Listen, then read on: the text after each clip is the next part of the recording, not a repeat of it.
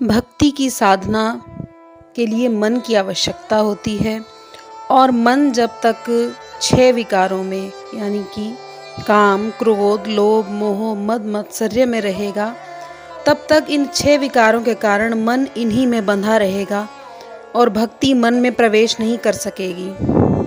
कोई भी सच्चा साधक हो वो अपने गुरु से ये प्रश्न कर सकता है कि भक्ति की साधना के लिए फिर क्या किया जाए, क्या उपाय है कि मन इन 6 विकारों में ना लग करके परमात्मा में लगे। तो भक्ति सूत्र में नारद जी कहते हैं कि ये सभी विकार संसार की ओर हैं, तब तक ये विनाशकारी रहते हैं, परंतु यदि इनका क्षेत्र, इनका स्थान बदल दो तो बात भी बदल जाती है। जैसे कि यदि संसार का मोह मन से नहीं छूटता और मोह का त्याग नहीं कर सकते तो परमात्मा से मोह करने लग जाओ। और इसी प्रकार ये सभी विकार जगत में अनुभव के क्षेत्र में उतारो तो वो हमारा विनाश कर डालते हैं। उन्हीं को यदि परमात्मा की तरफ लगा दो तो वो साधना में सहायक बन जाते हैं।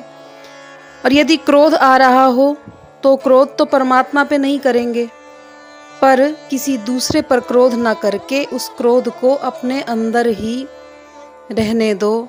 किसी पर क्रोध ना करके क्रोध का क्षमन करना हम सीखें। और लोभ जो हमें धन की तरफ होता है, संसार की वस्तुओं की तरफ होता है, हमें यदि लोभ परमात्मा के प्रेम की तरफ होने लगे तो काम बन जाएगा। और मद यानी कि जो नशा संसार की तरफ है, वो यदि नशा हमें परमात्मा का लग जाए तब भी काम बन जाएगा। पर इन सब के लिए मन की आवश्यकता है कि हम कहते हैं ना, कोई भी कार्य करते हो हमारा मन नहीं लग रहा, वास्तव में हमारा मन वहीं लगता है जिसमें हमारी रुचि होती है और रुचि हमारी संसार में ही है। हम परमात्मा की वाणी जो है, कोई भी सत्संग चल रहा हो, प्रवचन हो रहा हो, उसमें हमारा मन मुश्किल से 5 मिनट 10 मिनट लगेगा, पर उसी के स्थान पर यदि हम कोई फिल्म देख रहे हों या कोई और कार्यक्रम देख रहे हों तो घंटों तक उसे देख सकते हैं।